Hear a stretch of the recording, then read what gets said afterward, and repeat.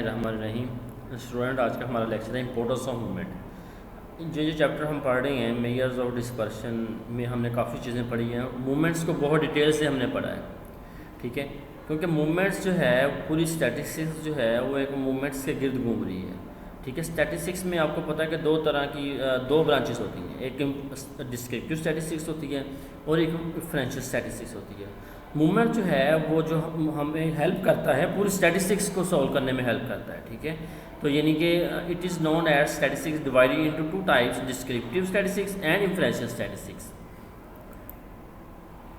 And movement are only concept whole statistics which belongs to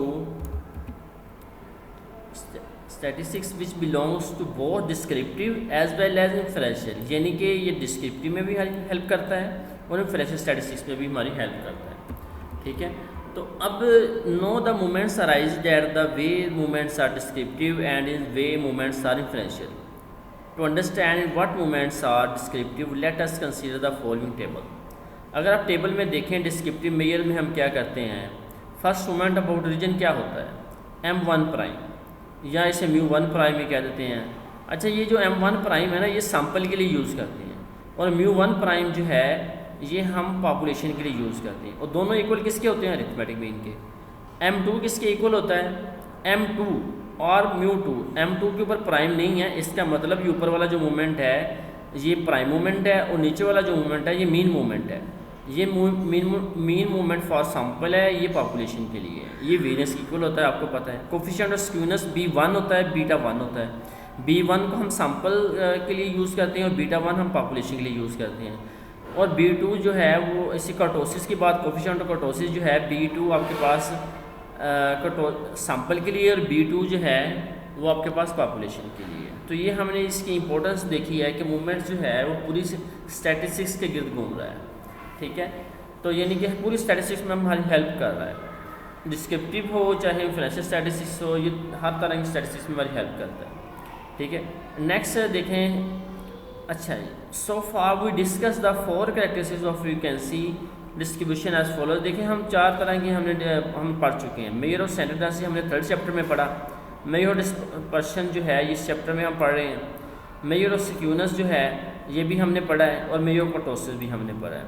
all these descriptive set can be trade by the movement, यानी कि ये सारी चीज़ें जो हैं हम फाइंड कर सकते हैं किससे, मूवमेंट से हम फाइंड कर सकते हैं, ठीक है।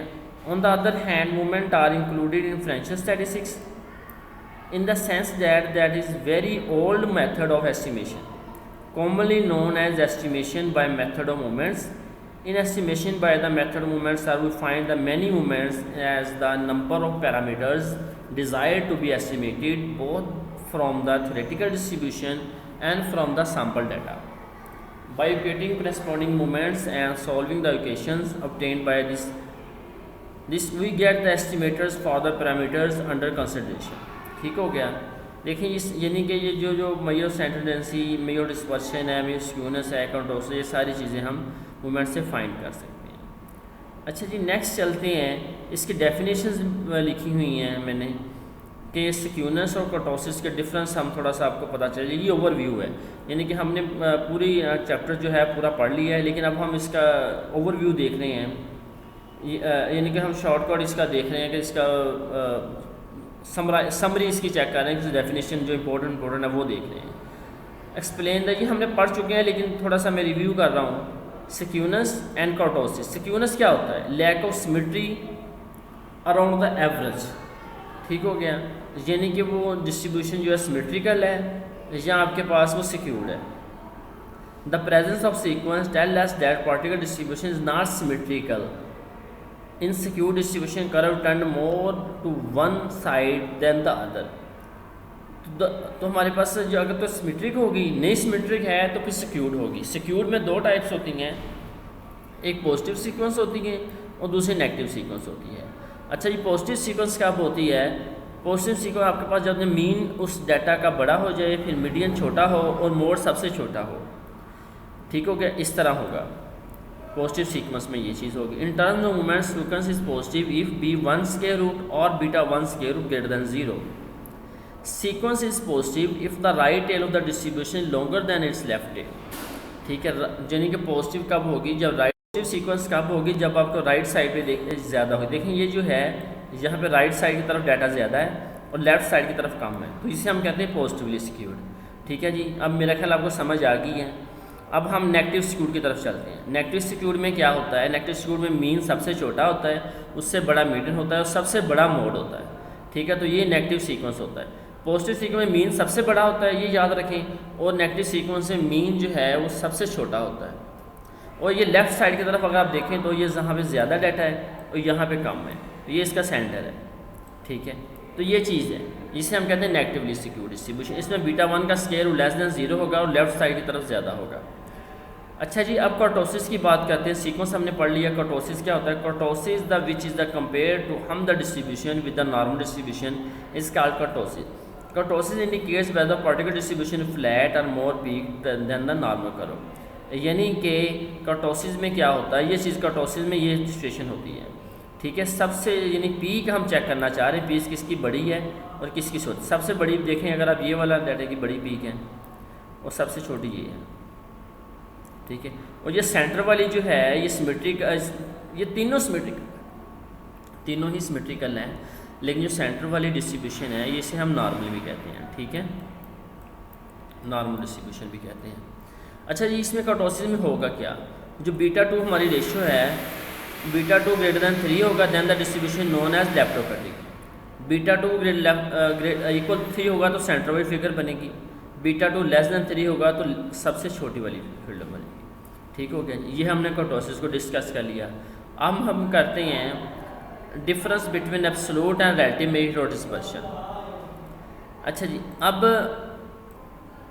अब हम जो डिस्कस कर रहे हैं एब्सोल्यूट मेजर ऑफ डिस्पर्शन को पहले देखते हैं। Absolute measure of dispersion is one that measure of the dispersion in terms of the same units or in the scale of the units as the units of the data, that is if the units of the data are in rupees, meter, kg, the units of the measure dispersion is also rupees in meter and kg। अच्छा, absolute major dispersion में क्या होता है कि ये जो major dispersion है इसमें यूनिट्स का बहुत ख्याल रखना पड़ता है कि यानी कि एक डाटा जो है आपका एक यूनिट में, दूसरा भी वही यूनिट में होना चाहिए। ठीक है, रिलेटिव में चीज़ मुख्तलिफ होती हैं, तो यानी कि एक अगर आपका डाटा एक चीज़ तरह का है तो दूसरा भी उसी में होना चाहिए, रुपीज़, यानी कि यूनिट्स का ख़ास ख्याल रखना है।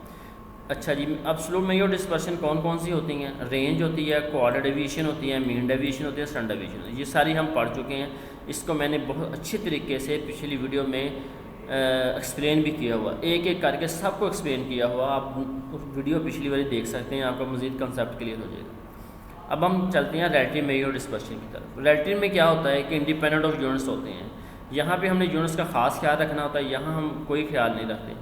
Relative measure dispersion is one that expressed in form of the ratio और percentage and independent of the units हैं। देखिए, independent of the units of measurements हैं। ठीक है, यानी कि इंडिपेंडेंट ऑफ यूनिट्स का ये है कि अगर आपका एक यूनिट का डाटा जो है एक किसी और यूनिट में है, दूसरे किसी और यूनिट में है, यानी कि एक डाटा फर्स्ट का रुपीज़ में है, दूसरा मीटर में है, तो कोई फ़र्क नहीं पड़ता। This is a pure number and dependent of the units in which that has been expressed. It is used for the purpose to compare dispersion one data set of the dispersion of another. The common relative measure dispersion जो है वो आपके पास ये होती है, coefficient of dispersion, और जिसे हम कोफिशिएंट रेंज भी कहते हैं, coefficient of quadratic deviation, coefficient of mean deviation, coefficient standard deviation जिसे हम CV भी कहते हैं। ठीक है जी।